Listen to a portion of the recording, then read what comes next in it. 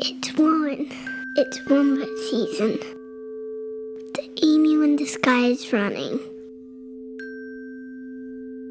On the earth, the emus are breeding. The emus are laying eggs. In the sky, the emu turns.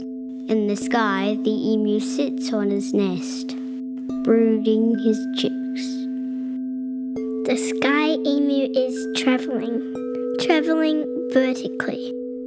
It looks like two eggs connected by a path.